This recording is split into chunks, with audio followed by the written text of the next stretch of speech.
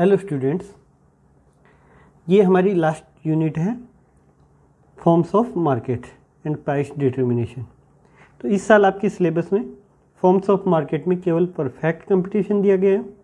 तो इसके अलावा बाकी सारे कंपटीशन के फॉर्म्स हम नहीं पढ़ेंगे, लेकिन फिर भी बेसिकली मार्केट का स्ट्रक्चर कैसा होता है उसके बारे में हमें बात करनी चाहिए। तो हम शुरू करते हैं फॉर्म्स ऑफ मार्केट। मीनिंग क्या है इसका? फॉर्म्स ऑफ मार्केट है क्या? हम सब लोगों को लगता है मार्केट तो आप सब लोग जानते ही हैं कि आम आदमी के लिए ये लगता है कि वो जगह जहाँ पे लोग मिल कर के आपस में डिस्कशन करते हैं, कुछ चीज़ें खरीदते हैं, कुछ बेचते हैं, यानी कि बायर्स और सेलर्स जिस पॉइंट पे आपस में मिलते हैं वो मार्केट होता है। लेकिन इकोनॉमिक्स में इससे ज़्यादा मीनिंग होता है। वो फिजिकल प्रेजेंस की ज़रूरत नहीं होती। मार्केट के लिए फिजिकल प्रेजेंस की ज़रूरत नहीं है जैसा कि हम लोग सोचते हैं। ऑनलाइन सिस्टम भी हो सकता है, जैसे कि आजकल हम ऑनलाइन प्लेटफॉर्म के थ्रू पढ़ रहे हैं आपस में सब, वैसे ही ऑनलाइन प्लेटफॉर्म के थ्रू भी बेचा जा सकता है। तो वो ऐसी जगह जहाँ पे कांटेक्ट हो आपस में, चाहे वो फिजिकली हो चाहे वर्चुअली हो। ऑनलाइन भी प्रोडक्ट बेचे जाते हैं जैसे अमेजोन और फ्लिपकार्ट। तो हम कह सकते हैं कि वो ऐसी वो जगह या ऐसा वो एरिया जिसमें किसी कमोडिटी के रिगार्डिंग डिसीजन लेने के लिए, सेल और परचेज करने के लिए बायर्स और सेलर्स आपस में कांटेक्ट में रहते हैं, उसको कहते हैं market. Market refers to the whole region where buyers and sellers of a commodity are in contact with each other to effect purchase and sale of the commodity. तो ये इसकी मेन बात हो गई कि वहाँ पे बायर्स होने चाहिए, सेलर्स होने चाहिए, एक एरिया हो जहाँ पे वो आपस में एक दूसरे के कांटेक्ट में हो और किसी कमोडिटी के लिए लेकर उसके लिए वो बात करें। तो कमोडिटी की जब हम बायर्स और सेलर्स की बात कर रहे हैं तो सेलर्स वही होंगे जो प्रोड्यूस करेंगे। तो पिछली यूनिट में हमने प्रोड्यूसर के बारे में पढ़ा था और प्रोड्यूसर सप्लाई करता है।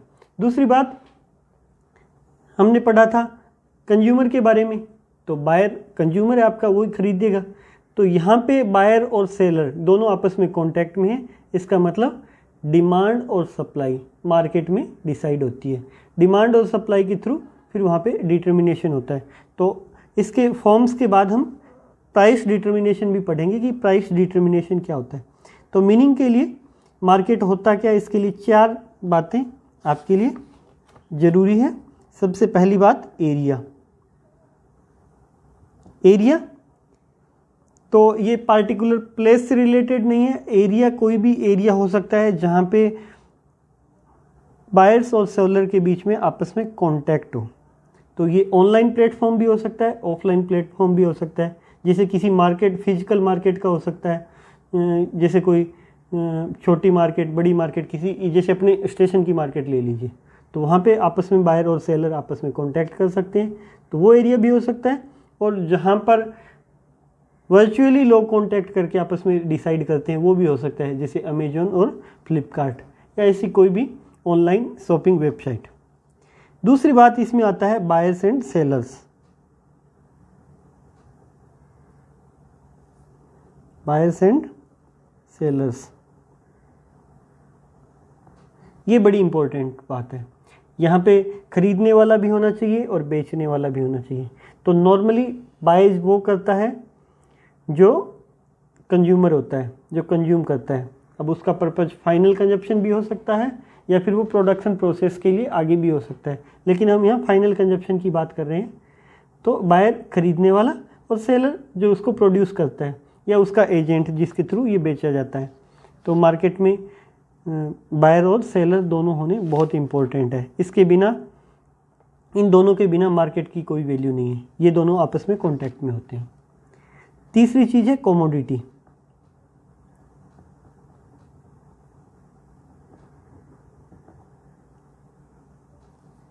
कमोडिटी बहुत ही इंपॉर्टेंट पार्ट है। कमोडिटी मतलब जो कोई भी कमोडिटी में गुड्स भी आ सकती है और सर्विस भी आ सकती है। कोई ऐसा आइटम जिसको बेचा जा रहा है वो वहाँ पे होना चाहिए। अगर कमोडिटी नहीं होगी तो कौन खरीदेगा, कौन बेचेगा? तो सबसे इम्पोर्टेंट बात है प्रोडक्शन। तो वो जो कमोडिटी होगी उसका सेल और परचेज होगा, करेगा कौन? बायर्स एंड सेलर्स करेंगे, किसी पार्टिकुलर एरिया में होगा। तो ये 3 बातें यहाँ पे इम्पोर्टेंट है। चौथा बात यहाँ पे इम्पोर्टेंट है कंपटीशन।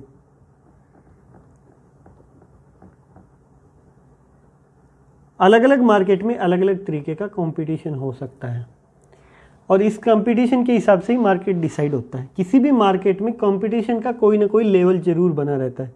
अगर मार्केट में कंपटीशन नहीं होगा तो लोगों को पता कैसे चलेगा कि किसी कमोडिटी का प्राइस क्या है? कोई किसी से ज़्यादा प्राइस भी ले सकता है जो कि एक्चुअल में उसका उतना हो भी ना। तो इसके हिसाब से अलग अलग डिग्री के हिसाब से कंपटीशन कम हो सकता है। जहाँ पे कंपटीशन ज़्यादा होगा वहाँ पे कमोडिटीज़ सस्ती मिलेगी, जहाँ पे कंपटीशन कम होगा वहाँ पे कमोडिटीज़ महंगी मिलेगी। आपने देखा होगा अगर मार्केट में एक ही टाइप के आइटम्स की बहुत सारी शॉप्स हो तो फिर कमोडिटी हमें थोड़ी सस्ती मिलती है, और अगर लिमिटेड शॉप हो या एक ही शॉप हो तो फिर उसके हिसाब से उसके रेट्स थोड़े ज़्यादा होते हैं। तो ये कंपटीशन से डिसाइड होता है कि कमोडिटी का सेल और परचेजिंग की प्रोसेस कैसी होगी। तो ये 4 पॉइंट जरूरी है, एरिया, दूसरा बायर्स एंड सेलर्स, तीसरा कमोडिटी और चौथा कंपटीशन। ये तो हो गई मार्केट के बारे में बात।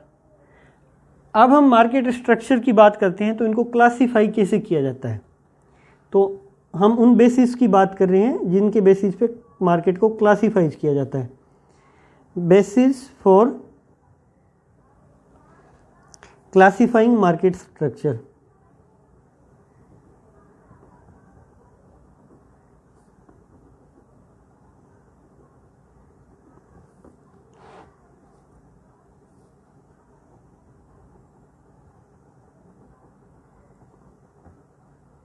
कि मार्केट स्ट्रक्चर को क्लासीफाई करने के लिए बेसिस क्या होने चाहिए, कौन कौन से मार्केट के टाइप हो सकते हैं।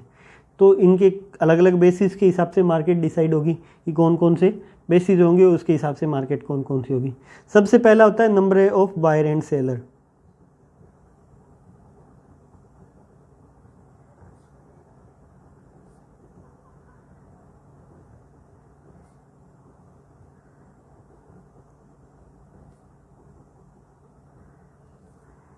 सबसे पहला बेसिस हो गया number of buyer and seller, कि किसी मार्केट में बायर एंड सेलर कितने हैं, बहुत ज़्यादा है या बहुत कम है, उसके हिसाब से मार्केट डिसाइड होगा। कि मार्केट में कमोडिटी जो बेची जा रही है उसका क्या सिंगल सेलर है? अगर सिंगल ही होगा, एक ही बेचने वाला होगा तो उसकी मोनोपोली होगी, बहुत सारे होंगे तो उसके हिसाब से कंपटीशन होगा। तो सबसे पहला number of buyer and seller के हिसाब से डिसाइड होता है कि मार्केट कैसा है। दूसरा इसको क्लासीफाई करने का तरीका होता है नेचर ऑफ द कमोडिटी।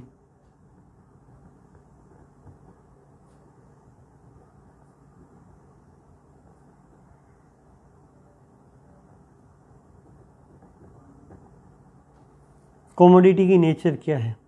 क्या वो नेसेसिटी की आइटम है, या फिर वो डिफरेंस सेक्टर से आइटम है, या कोई ऐसा आइटम है जिसके क्लोज सब्सटीट्यूट नहीं है, या फिर कोई ऐसा आइटम है जिसके बहुत से क्लोज सब्सटीट्यूट है। उसके हिसाब से मार्केट में डिसाइड होगा कि मार्केट में कंपटीशन क्या रहेगा, सेलर क्या ज़्यादा रेट ले पाएगा या नहीं ले पाएगा। अगर किसी कमोडिटी के क्लोज सब्सटीट्यूट बहुत ज़्यादा होंगे, तो जैसे मान लीजिए चाय और कॉफ़ी, चाय का रेट महंगा हो जाएगा तो लोग कॉफ़ी की तरफ चले जाएंगे, इसलिए चाय को महंगा करना मुश्किल है। अगर किसी के क्लोज सब्सटीट्यूट ना हो तो उसका रेट उस हिसाब से वो डिसाइड कर पाएगा, क्योंकि उसका रेट बढ़ने पे दूसरे कमोडिटीज़ को सब्सटीट्यूट नहीं किया जा सकता। तो कमोडिटी की नेचर क्या है? नेसेसिटी का आइटम है तो उसको लेना ही पड़ेगा, रेट मार्केट में उसी हिसाब से डिसाइड होगा। अगर नेसेसिटी का नहीं है, लग्जरियस आइटम है, तो उसका रेट उसके हिसाब से डिसाइड होगा। तो दूसरा ये बेसिस हो सकता है। तीसरा है freedom of movement of firms.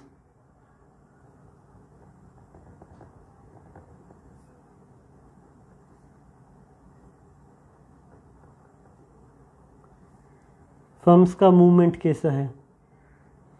अगर कोई भी फर्म कभी भी आ सकती है, जा सकती है, तो उस मार्केट में उनके लिए फ्लेक्सिबिलिटी कितनी ज़्यादा है उसके हिसाब से।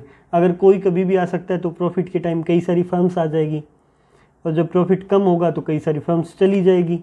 तो इससे भी डिसाइड होता है कि मार्केट का स्ट्रक्चर कैसा बना रहेगा। चौथा है नॉलेज ऑफ मार्केट कंडीशन।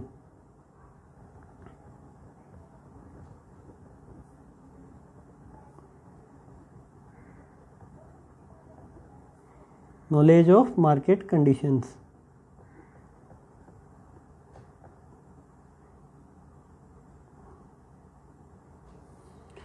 तो मार्केट कंडीशन का नॉलेज कैसा है? अगर सबको नॉलेज होगा तो वो उसी हिसाब से खरीदेंगे। लोगों को नॉलेज कम है उनके बारे में, तो उसके हिसाब से कंपटीशन होगा। और लास्ट है पांचवा, mobility of goods. Mobility of goods and factor. Factor कौन से? प्रोडक्शन के। तो mobility of goods and factor of production.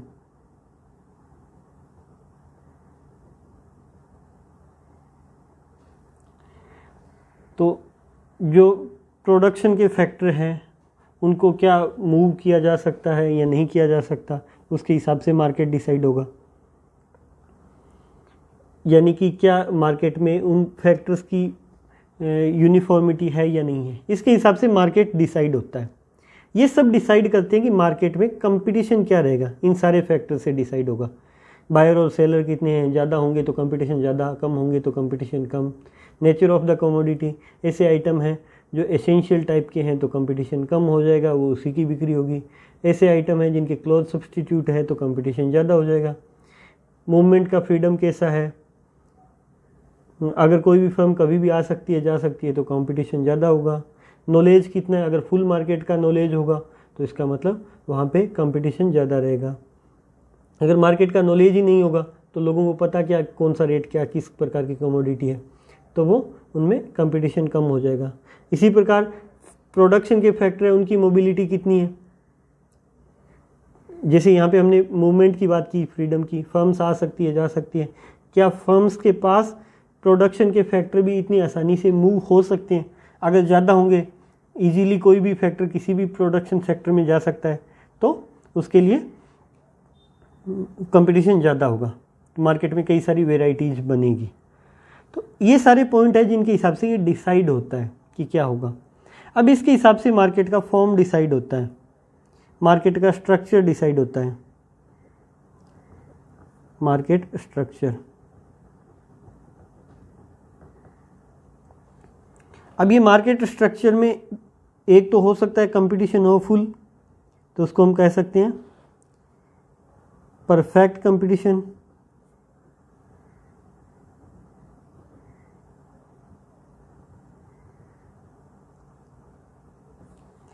और दूसरा जहाँ पे फुल कंपटीशन ना हो उसको हम कह सकते हैं इम्परफेक्ट कंपटीशन।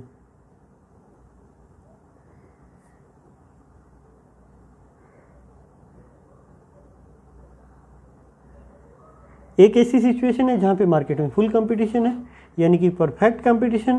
दूसरी ऐसी सिचुएशन है जहाँ पे मार्केट में पर कंपटीशन तो है लेकिन फुल नहीं है, कम है। अब इसमें कम कितना कम हो सकता है, तीन प्रकार का मेनली हम इसको डिसाइड करते हैं। सबसे पहला टाइप हम लेते हैं मोनोपोली।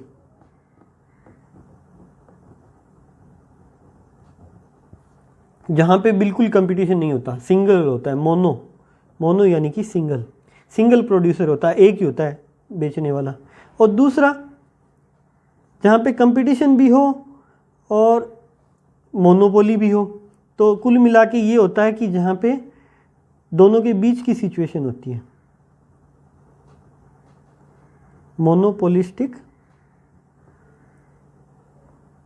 कंपटीशन।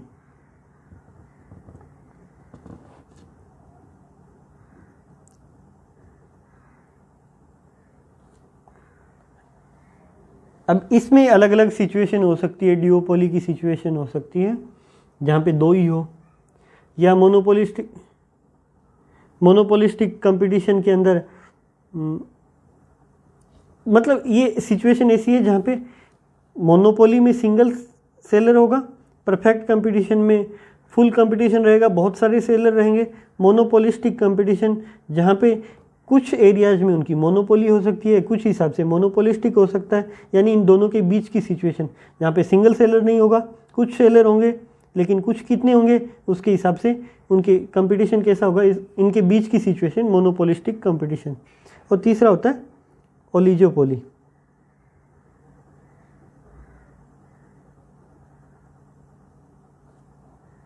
तीसरा होता है ओलिगोपोली। अब यहाँ पे देखिए, यहाँ पे आपको दो चीज़ें लग रही होगी कि ये परफेक्ट कंपटीशन है जिसमें बहुत सारे सेलर हैं, दूसरा मोनोपोली है जिसमें एक ही है। इन दोनों के बीच की सिचुएशन ये दो हो सकती है, एक मोनोपोलिस्टिक कंपटीशन और एक ओलिगोपोली। तो ये कंपटीशन नाम अपने आप में दिखाता है कि सेलर ज़्यादा हैं। तो ये जो मोनोपोलिस्टिक कंपटीशन है ये कंपटीशन की तरफ झुकाव रखता है। इसमें कुछ हद तक मोनोपोली होती है, लेकिन मोनोपोली कम होती है, कंपटीशन ज़्यादा होता है। और ये जो ओलिगोपोली है यहाँ पे ये मोनोपोली की तरफ झुकाव ज़्यादा रखता है। यानी ये दो एक्सट्रीम सिचुएशन है, एक ये परफेक्ट कंपटीशन है और दूसरी है मोनोपोली। इन दोनों के बीच की सिचुएशन ये दो हो सकती है, मोनोपोलिस्टिक कंपटीशन और ओलिगोपोली। मोनोपोलिस्टिक कंपटीशन जो है उसका झुकाव कंपटीशन की तरफ है और ओलिगोपोली का झुकाव जो है मोनोपोली की तरफ है।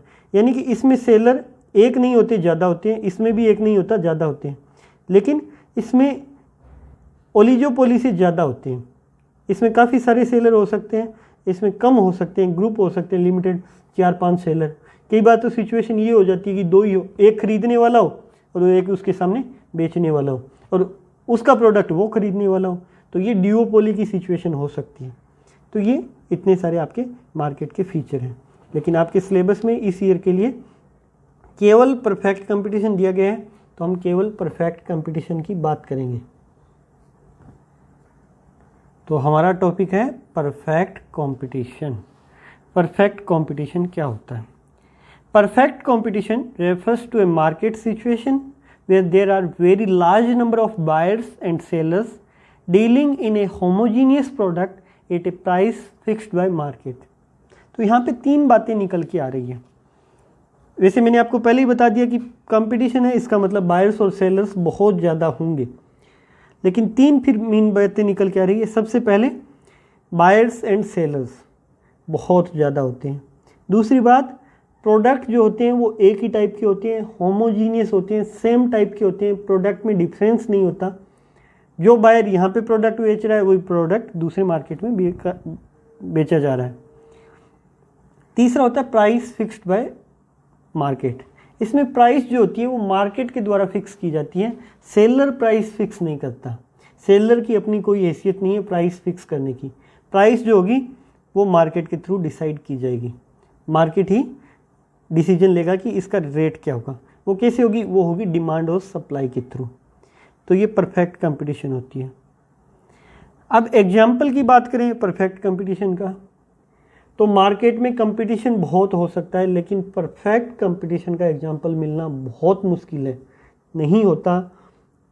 ये कभी भी सिचुएशन नहीं हो सकती। परफेक्ट कंपटीशन जो है वो एक इमेजिनरी सिचुएशन है। मोनोपोलिस्टिक कंपटीशन मार्केट में सबसे ज़्यादा मिलता है, जहाँ पे लगभग सेम टाइप के प्रोडक्ट होते हैं और उनके बीच में हल्का फुल्का डिफ्रेंशिएशन होता है। फिर भी अगर हम क्लोज एग्जांपल की बात करें तो हम बात कर सकते हैं जैसे सब्जी मंडी की।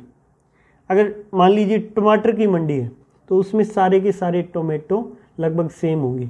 बेचने वाले बहुत सारे हो सकते हैं, खरीदने वाले बहुत सारे होंगे, प्रोडक्ट लगभग सेम होंगे और रेट भी लगभग सेम होगा। तो परफेक्ट कंपटीशन नियर बाई जो है वो एग्रीकल्चर मार्केट में देखने को मिल सकता है, चाहे वो वीट की मार्केट हो, चाहे वो राइस की मार्केट हो। सब के सब किसान एक ही रेट पे बेचेंगे, लगभग बिल्कुल एक रेट पे नहीं बेचते, इसीलिए तो परफेक्ट कंपटीशन नहीं होता। और बिल्कुल प्रोडक्ट एक जैसे नहीं होते, बिल्कुल सेम नहीं होते, फिर भी नियर बाई परफेक्ट कंपटीशन की सिचुएशन यहाँ पे होती है। अगर परफेक्ट कंपटीशन की बात की जाए तो इसके फीचर्स क्या है? फीचर्स की बात कर लेते हैं कि परफेक्ट कंपटीशन मार्केट के फीचर्स क्या होते हैं। अब आपके सिलेबस में एक ही है, यही मोनोपोलिस्टिक कंपटीशन है जो मार्केट की सबसे नॉर्मल सिचुएशन है, लेकिन मोनोपोली और मोनोपोलिस्टिक कंपटीशन आपके मार्केट में नहीं है। हम परफेक्ट कंपटीशन जो सबसे सिंपल मानने की प्रोसीजर है, उससे शुरू करते हैं और उसके हिसाब से हम डिसाइड करेंगे कि क्या क्या होता है और कैसे कैसे रेट डिसाइड होता है। इसी यूनिट का अगला चैप्टर जो है प्राइस डिटर्मिनेशन, वो यहीं से डिसाइड होगा। अब तक की दोनों यूनिट में हम पढ़ चुके थे, कंज्यूमर के बारे में और प्रोड्यूसर के बारे में। फर्स्ट यूनिट आपकी इंट्रोडक्शन थी। इंट्रोडक्टरी पार्ट पढ़ने के बाद में हमने कंज्यूमर के बारे में पढ़ा और कंज्यूमर ने डिमांड की कुछ। फिर हमने सेकेंड यूनिट में प्रोड्यूसर के बारे में पढ़ा, प्रोड्यूसर ने कुछ प्रोड्यूस किया और उसकी सप्लाई की। अब मार्केट में इन डिमांड और सप्लाई दोनों के थ्रू रेट का डिसाइड होगा और ये डिसाइड होगा कि कितना प्रोडक्शन होगा, कितनी डिमांड होगी, कितनी सप्लाई होगी, कितना प्रोडक्ट बेचा जाएगा, कितना प्रोडक्ट रहेगा। ये सारी बातें यहाँ पे डिसाइड होगी। तो वो सब हम परफेक्ट कंपटीशन के रिलेशन में पढ़ेंगे। तो परफेक्ट कंपटीशन के फीचर्स क्या होते हैं वो सबसे पहले देख लेते हैं। सबसे पहला है very large number of buyers and sellers. Very large number of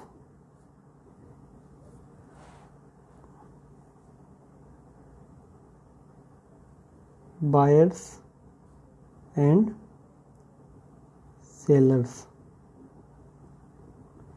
ये मार्केट की सबसे पहली सिचुएशन होती है जहाँ पे बहुत ज़्यादा नंबर में बायर्स और सेलर्स होते हैं, बहुत ज़्यादा, हद से ज़्यादा, वेरी लार्ज नंबर। इसका मतलब ये होता है कि सेलर का पार्टिकुलर पार्टीशन उस कोमोडिटी के लिए बहुत कम हो जाता है और वो मार्केट में अपना रेट डिसाइड नहीं कर सकता। बहुत कम इनसिग्निफिकेंट पार्ट होता है, इतना सिग्निफिकेंसी उसकी नहीं होती कि वो मार्केट का रेट डिसाइड कर सके। तो टोटल सप्लाई में बहुत ही इनसिग्निफिकेंट पार्ट होता है उसका, इसलिए इंडिविजुअल सेलर जो होता है वो मार्केट का रेट नहीं डिसाइड कर सकता।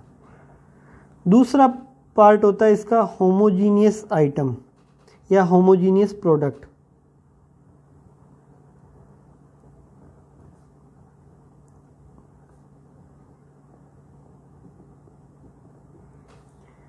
होमोजीनियस प्रोडक्ट, होमोजीनियस का प्रोडक्ट होता है मतलब बिल्कुल सेम कैटेगरी, सेम क्वालिटी के प्रोडक्ट जिनकी साइज, शेप, क्वालिटी, कलर सब कुछ सेम होता है। 100% एक दूसरे के, एक को छुपा लो दूसरे को निकाल लो। जैसे मान लीजिए कि साबुन की मार्केट में एक ही साबुन हो, एक ही शॉप हो, लक्स की या कोई भी किसी भी टाइप की, मैं मान लेता हूँ लक्स की। अगर सारे के सारे एक ही टाइप के प्रोडक्ट हो, वही लक्स का एक ही प्रोडक्ट, उसमें भी अलग अलग ना हो, सबके पास वही कलर, वही पैकिंग, सब कुछ वही हो, तो वो ऐसी सिचुएशन होती है परफेक्ट कंपटीशन मार्केट में। नॉर्मली ऐसा देखने को नहीं मिलता। साबुन के कई सारे वेरिएंट मिलेंगे, शॉप के अलग अलग वेरिएंट मिलेंगे आपको, अलग अलग क्वालिटी होगी, कहीं साइज़ का फ़र्क होगा, कहीं रेट उसकी क्वालिटी का फ़र्क होगा, कहीं क्वांटिटी का फ़र्क होगा, और नहीं तो पैकेजिंग का फ़र्क होगा। लेकिन अगर परफेक्ट कंपटीशन की बात की जाए तो होमोजीनियस आइटम होंगे बिल्कुल सेम। जैसे हमने सब्जी मंडी की बात की थी, पोटैटो मार्केट की बात करें तो पोटैटो सारे के सारे लगभग सेम होते हैं। तो इसमें होमोजीनियस प्रोडक्ट होगा, एक को छिपा लो दूसरे को निकाल लो, सेम टू सेम आइटम होंगे। तो यहाँ पे सारे के सारे आइटम होमोजीनियस होते हैं, तो यहाँ पे मैटर होता है चांस का, ना कि चॉइस का। आपके पास चॉइस नहीं होती कि आप कौन सा खरीदेंगे, क्या मिल रहा है, क्या रेट में मिल रहा है, वो चांस आपके लिए इम्पोर्टेंट है।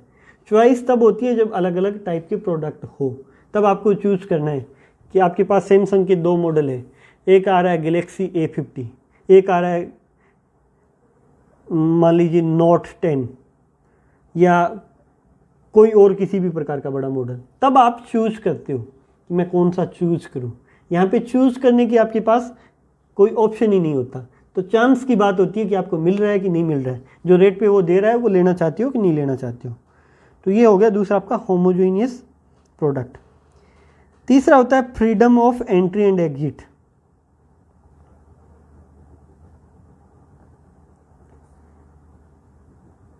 Freedom of entry and exit, कि कोई भी फर्म कभी भी आ सकती है, कभी भी जा सकती है। किसी भी फर्म को जब लगता है कि यहाँ पे अब रेट कम हो रहे हैं, कॉस्ट ज़्यादा आ रही है, तो वो मार्केट छोड़ देती है। यानी जब भी कोई फर्म नुकसान में होती है, लॉस में होती है, तो वो मार्केट छोड़ देती है।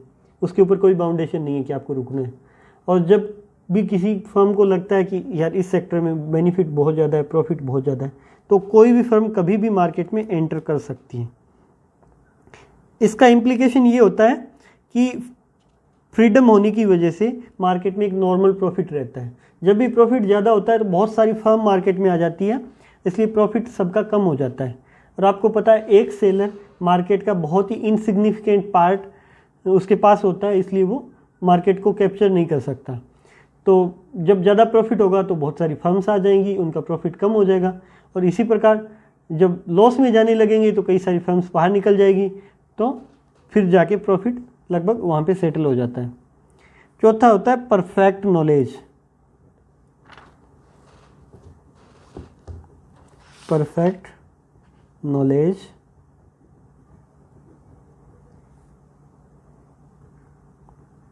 among buyers and seller।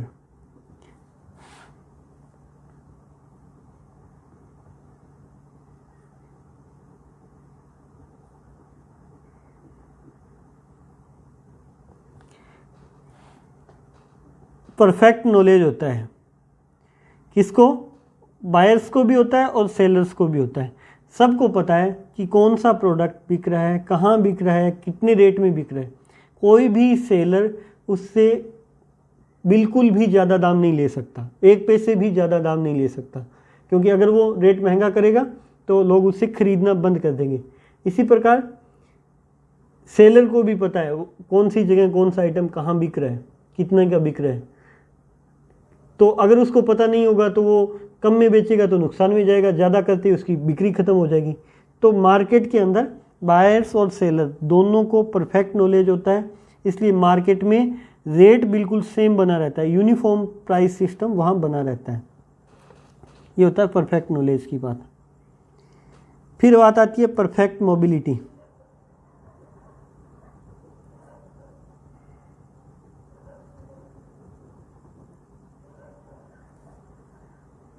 of factors of production।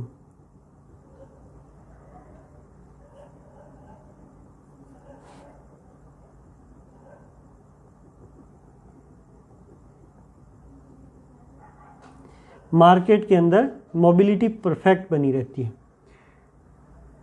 किनकी? फैक्टर्स ऑफ प्रोडक्शन की। यानी कि कोई भी किसी भी फर्म को कोई भी प्रोडक्शन के लिए फैक्टर चाहिए तो कहीं से भी खरीद सकता है वो, और कोई भी फैक्टर कहीं भी इनपुट लगा सकता है जहाँ उसको बेनिफिट लगता है। तो जहाँ एक तरफ कमोडिटी मार्केट में परफेक्ट कंपटीशन होता है तो दूसरी तरफ फैक्टर मार्केट में भी परफेक्ट कंपटीशन रहता है। कोई भी फैक्टर कहीं भी सेल परचेज हो सकता है, बिल्कुल परफेक्ट मोबिलिटी होती है। अगर परफेक्ट मोबिलिटी नहीं होगी तो उस कमोडिटी को प्रोड्यूस करने का रेट अलग अलग जगह अलग अलग आ सकता है। इसलिए अगर परफेक्ट मोबिलिटी होगी तो ही किसी कमोडिटी को प्रोड्यूस करने का रेट सेम आएगा, और रेट सेम आएगा तो मार्केट में स्ट्रक्चर वैसा का वैसा बना रहेगा। अगला पॉइंट है absence of transportation cost. Transportation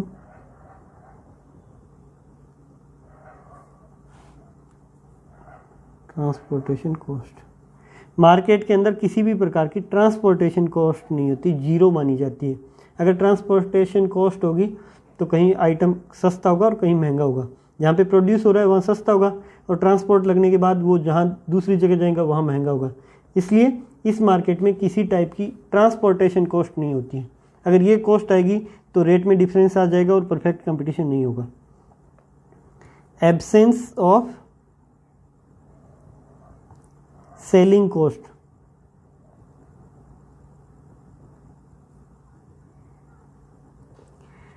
perfect competition market में सेलिंग कॉस्ट नहीं होती। सेलिंग कॉस्ट वो कॉस्ट होती है जब प्रोडक्ट को सेल करने के लिए की जाती है, जैसे एडवर्टाइजमेंट पे करना, आफ्टर सेल सर्विसेज देना। तो यहाँ पे सारे के सारे आइटम होमोजीनियस होते हैं, किसी को किसी टाइप का एडवर्टाइजमेंट की ज़रूरत नहीं होती। एडवर्टाइज करने से प्रोडक्ट महंगा होता है, उस पर एक्स्ट्रा कॉस्ट आती है। यहाँ पे किसी प्रकार की सेलिंग कॉस्ट नहीं होगी, क्योंकि सारे के सारे प्रोडक्ट जो हैं वो होमोजीनियस हैं, और इस होमोजीनियस होने की वजह से उनको प्रचार करने की ज़रूरत नहीं है। और इनकी मार्केट में रेट भी सेम रहेगा, क्योंकि large number of buyers and sellers हैं। और अगर ये कॉस्ट यहाँ पे ज़्यादा लगा दी, एवरेज सेलिंग कॉस्ट अगर ज़्यादा हो गई तो फिर वो रेट महंगा हो जाएगा। इसलिए किसी भी प्रकार की सेलिंग कॉस्ट नहीं होती, बिल्कुल एब्सेंस रहती है।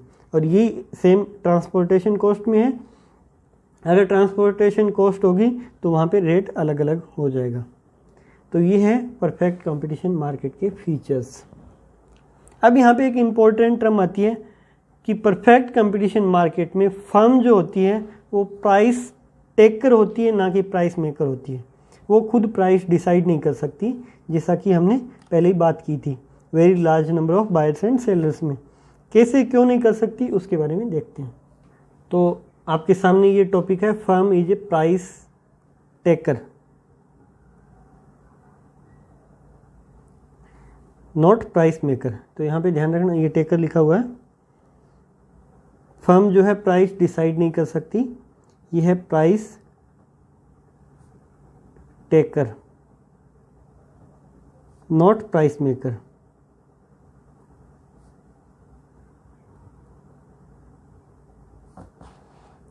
ये फर्म नहीं होती। प्राइस मेकर कौन होता है? मार्केट। प्राइस डिसाइड करती है मार्केट और प्राइस टेकर होती है फर्म। फर्म उस मार्केट द्वारा डिसाइड प्राइस को लेती है, इसलिए प्राइस उसको अडॉप्ट करती है, इसलिए प्राइस टेकर। और मार्केट जो होती है वो डिसाइड करती है प्राइस मेकर। इसमें होता क्या है कि मार्केट में किसी भी फर्म के पास बहुत कम लिमिटेड पार्ट होता है, इसलिए वो किसी भी कमोडिटी का रेट डिसाइड नहीं कर सकती। रेट डिसाइड करने का काम मार्केट का है। मार्केट में इक्विलिब्रियम होता है डिमांड और सप्लाई के थ्रू। इसको हम प्राइस डिटर्मिनेशन आगे पढ़ेंगे तो आप देखेंगे। ये अब तक हमने कुछ पढ़ा था कि प्राइस डिमांड सप्लाई क्या होती है। तो यहाँ पे हम डिमांड एंड सप्लाई को अगर ले लें और यहाँ प्राइस को ले लें, यहाँ डिमांड और सप्लाई दोनों लिए मैंने। तो आपको पता है ऐसे एक डिमांड का होता है जो डाउनवर्ड स्लोप का होता है, और ऐसे एक अपवर्ड स्लोप का सप्लाई का होता है। तो जहाँ पे डिमांड और सप्लाई एक दूसरे के इक्वल होती हैं वहाँ पर इक्विलिब्रियम होता है, और ये प्राइस डिसाइड होती है और ये क्वांटिटी डिसाइड होती है। ये काम है मार्केट का। मार्केट डिसाइड करती है यहाँ पे कि ये प्राइस रहेगी और ये क्वांटिटी रहेगी। तो इस परफेक्ट कंपटीशन मार्केट में ये प्राइस है, ये फर्म डिसाइड नहीं करती, ये मार्केट डिसाइड करती है। मार्केट नहीं, प्राइस डिसाइड करती है। अब फर्म के लिए अगर ये कर्व की बात की जाए तो उसका ग्राफ अगर हम लेते हैं तो ये एक्स एक्सिस और ये वाई एक्सिस, यहाँ पे डिमांड एंड सप्लाई और यहाँ पे प्राइस, इसके पैरेलल ये जो मार्केट ने डिसाइड किए। मार्केट ही प्राइस डिसाइड कर सकती है, फर्म नहीं कर सकती। तो ये प्राइस मार्केट ने डिसाइड करती। ये इसकी एवरेज रेवेन्यू होता है और ये इसका मार्जिनल रेवेन्यू होता है। यहाँ पे फर्म कितना भी बेच सकती है, चाहे ये क्वांटिटी का लेवल बेचा जाए या ये क्वांटिटी का लेवल बेचा जाए या ये क्वांटिटी का लेवल बेचा जाए। ये फर्म का प्राइस लेवल होता है। AR इक्वल P होता है। हमने पिछले चैप्टर में पढ़ा था। एवरेज रेवेन्यू होता है वो हमेशा प्राइस के इक्वल होता है, और ये प्राइस गवर्नमेंट द्वारा डिसाइड होता है। और AR जहाँ पे कांस्टेंट होता है वहाँ आपको पता है MR का भी वही होता है। आपने पढ़ा होगा अगर सिंपल सिचुएशन में, पिछले चैप्टर में हमने पढ़ा था, जहाँ पर AR कांस्टेंट होगा वहाँ पे AR इक्वल MR होगा। ऐसा कहो एवरेज रेवेन्यू का ऐसे गिरता है और मार्जिनल रेवेन्यू का। तो यहाँ पे जहाँ पे ये कांस्टेंट होता है उस पॉइंट पे देखिए AR और MR इक्वल होते हैं। ये कब होता है? जब मार्केट में कंपटीशन नहीं होता या अलग अलग सिचुएशन होती है। परफेक्ट कंपटीशन यहाँ पे नहीं होता है। कंपटीशन तो होता है लेकिन परफेक्ट नहीं होता है। मोनोपोली हो सकती है, मोनोपोलिस्टिक कंपटीशन होता है। परफेक्ट कंपटीशन में AR जो होता है वो फिक्स ही बना रहता है। क्योंकि प्राइस मार्केट डिसाइड करती है और उसको वो लेना है। ये प्राइस मेकर नहीं है, फर्म जो है वो प्राइस टेकर है। तो ये AR कर्व जो होता है वो रहता है, और जहाँ पे AR कर्व, ये देखिए यहाँ पे इस पॉइंट पे ये फ्लैट है तो वहाँ पे MR इक्वल है, तो यहाँ पर AR और MR एक दूसरे के इक्वल होते हैं। तो इससे डिसाइड होगा, प्राइस वही सेम बनी रहेगी।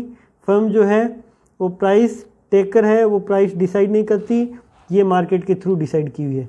फर्म क्या है, प्राइस लेने वाली है। ये चाहे तो Q क्वांटिटी बेच सकती है, ये Q1 बेच सकती है, ये Q2 बेच सकती है, ये डिपेंड करता है इसके सप्लाई कर्व पे। अब यहाँ पे बात आती है डिमांड कर्व की। ये आपको समझ आ गया होगा कि ये प्राइस टेकर मेकर कैसे है। अब यहाँ पे बात आती है डिमांड कर्व की कि परफेक्ट कंपटीशन मार्केट में डिमांड कर्व कैसा होता है। Demand curve under perfect competition.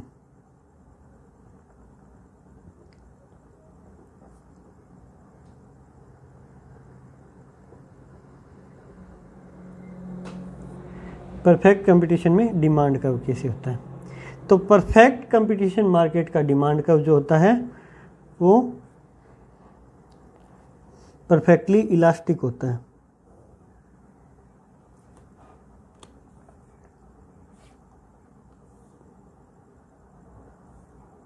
ऐसा होता है इसका डिमांड कर्व। कोई कितनी भी क्वांटिटी बेच सकता है वो। यहाँ पे प्राइस होती है, यहाँ पे क्वांटिटी होती है, ये है आपका डिमांड कर्व।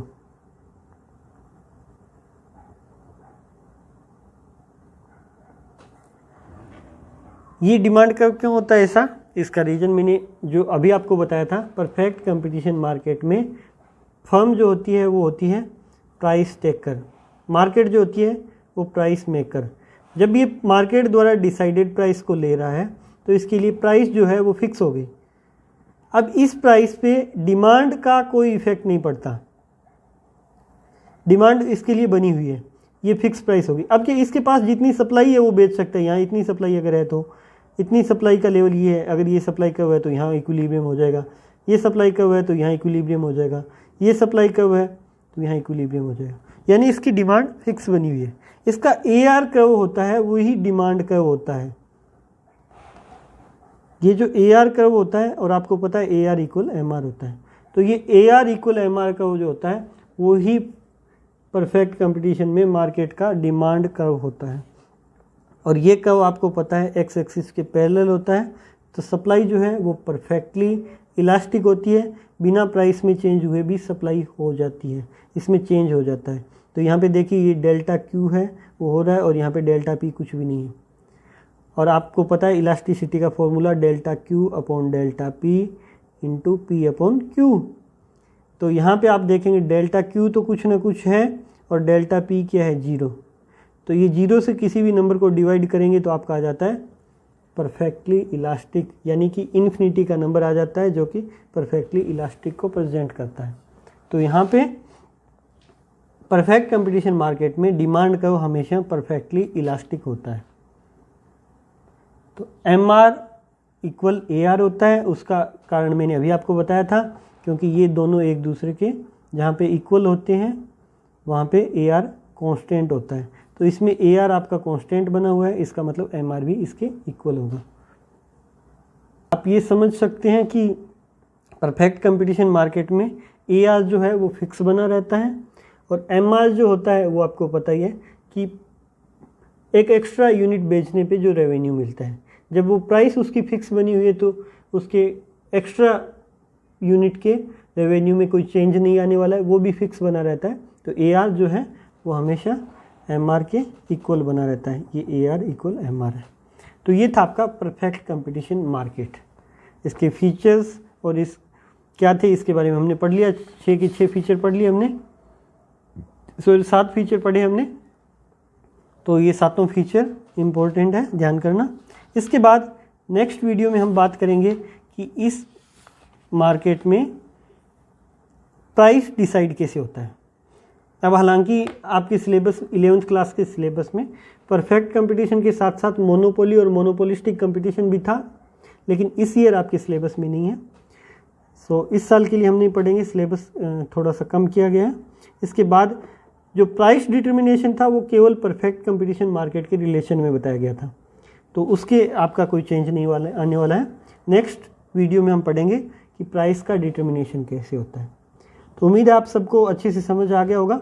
अगर कहीं कोई प्रॉब्लम है तो आप मुझसे पूछ सकते हैं, मैसेज कर सकते हैं। धन्यवाद।